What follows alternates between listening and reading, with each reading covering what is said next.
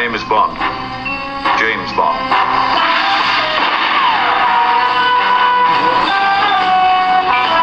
He's back in a new Bond spectacular.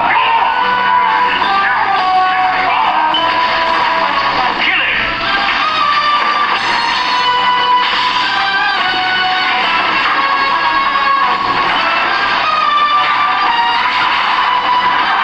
Welcome to hell, Blofeld.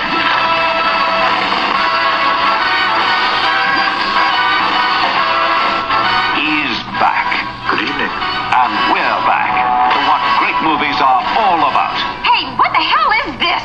Hey, listen, you can't do this to me. I've got friends in this town. Outrageous, fun-making thrills. I didn't know there was a pool down there. He's back. The character who runs rings around his enemies in Diamonds Are Forever. Forever, forever, forever.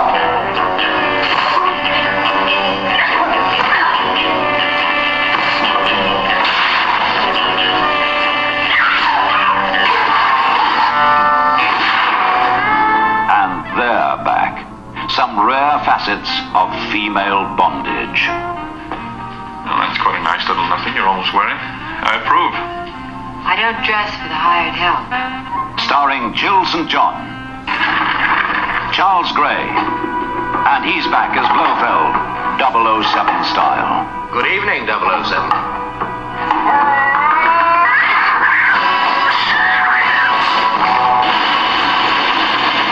From the Diamond Territory of South Africa,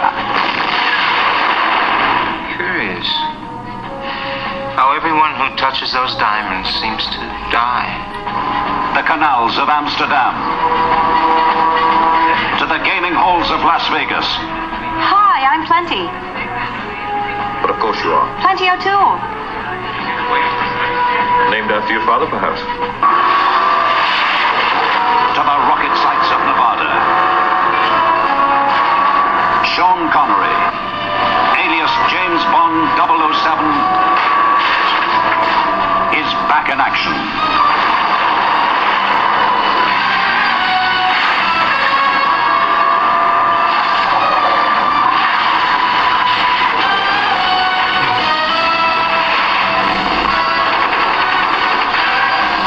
Diamonds are forever, forever, forever,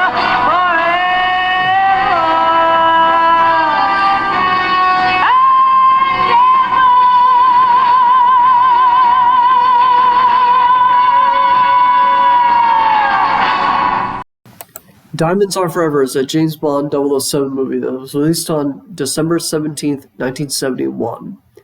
This was the last Bond movie to feature Sean Connery, unless you count Never Say Never Again, which personally I don't, because that was not an official 007 movie. Anyway, is this movie actually good? Well, let's find out by starting with the story. This time, James Bond investigates a diamond smuggling operation, which eventually leads him to discover an evil plan by Blofeld to create a laser made out of diamonds to destroy nuclear weapons. I gotta be honest, I went in expecting this to be the weakest story in the Sean Connery 007 movies, especially since Calvin Dyson and the Bond Experience said it was the weakest one, or at least the latter said that. But I found it to be actually not that bad. Now, it is far from the best fucking story. I don't think you could ever top From Russia with Love. But this one is not that bad of a note to end on for Connery. This was actually the second Bond movie I ever watched from beginning to end. But even when I watched it, I always found the story... But even when I first watched it, I always found the story to be confusing as hell. Only now, on my most recent watch, did the story actually make sense. This is a movie you almost have to watch multiple times in order to really understand what's going on. This is because it has a more fantastical, almost dreamlike tone to it. There's a lot of fucking weird sequences, and dialogue as well. But once you actually pay attention, you will find that the story beats actually do make sense. there is a logical progression of the events in the story. To me, this is like an improved version of You Only Live Twice. That movie has fantastical elements implemented into the story, but I feel Diamonds Are Forever implements them better. They feel like they were more integral to the story. In You Only Live Twice, you could probably replace it with any other evil plan, and it would not have changed much. They were not focused on as much as Diamonds Are Forever. I also do like that this movie mixes the charm with the harder edge better than Goldfinger. Like, there are multiple scenes of blood, an abundance of adult language, and even brief nudity. If this movie were made today, it would probably be PG-13. Then again, you could say the same thing about The Spy Who Loved Me or really any other older Bond movie. But I do like that these are here. I also do like how James Bond goes to Las Vegas. Partially because I actually enjoyed Las Vegas when I went there, because I'm a demon spawn who loves neon lights, gambling, and whores. Anyway, I really do like the scene when the Bond girl, Tiffany Case, plays around in the funhouse. It is pretty fucking weird, but pretty charming too. Also, the rocket site scene was not a fucking pointless sequence. There is a major plot point introduced that leads into the scene when Bond steals the rocket. You cannot cut that goddamn scene out. Now, some of you may say that I have the nostalgia goggles when I was watching this movie for review's sake, but that couldn't be further from the truth because I do have my criticisms with it, and we are going to get into them now. I really didn't care for the whole funeral home sequence, or the whole operation of how Bond got there. I don't even know what Bond was trying to accomplish. Besides, was it entertaining? No. Not even a goddamn bit. I also feel that the Bond girls were okay. They were hot, but I feel like the writers didn't really know what to do with them. Plenty is out of the fucking picture almost as soon as she's introduced. Tiffany, on the other hand, is kind of whatever the plot wants her to be. She starts out as a mercenary stealing diamonds, or smuggling diamonds, but she helps Bond even after she knows that he is not really Peter Franks. We also don't know how she found out that Bond wasn't Peter Franks, but then she basically becomes a bimbo. I don't have anything against bimbos, but I feel like these elements could have been mixed a lot better than they were in this movie. For what it's worth, this is probably the criticism that bothers me the least. The whole sequence with Bond getting the shit beat out of Bambi and Thumper was pretty goddamn bad. What am I supposed to be feeling here? To add insult to injury, no pun intended, Bambi and Thumper don't even tell Bond where Willard White is. So basically this whole sequence was for nothing. I also really don't like how Blofeld tricks a diplomat into running this whole diamond operation. It was really fucking forced and sours my opinion of the final scene and the whole movie to an extent. But the writers or somebody must not have liked it because after the climax, we never actually see the diplomat again. I guess I like where it goes.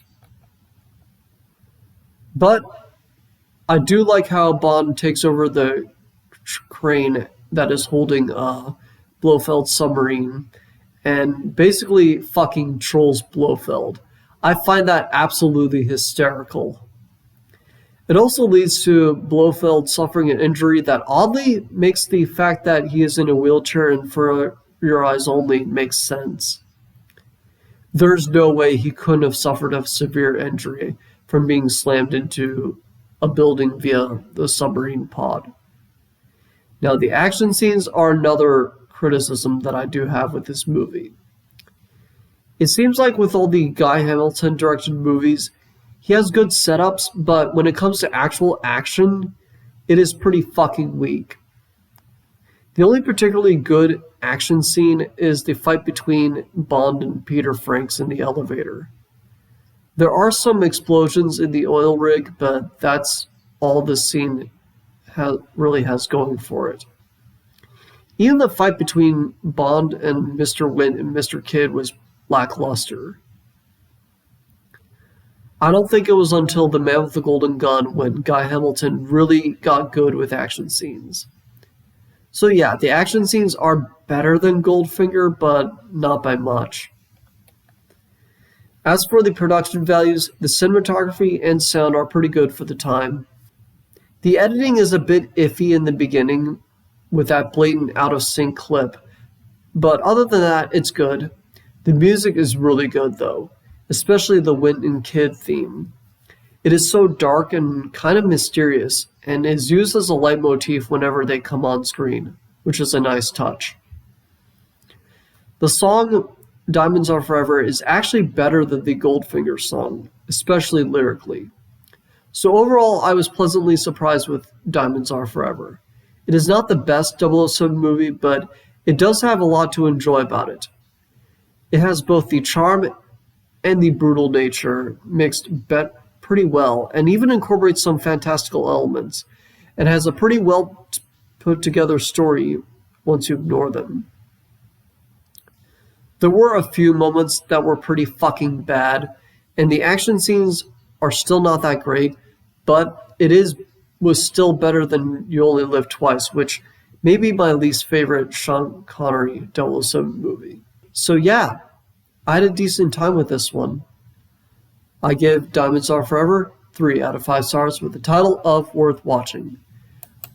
Anyway, I'm Spike Robot. If you like this video, you can subscribe to my channel, and feel free to support me on Patreon. See you next time. Honor the Freedom Jingos. I will not be forgotten. This is my time to shine.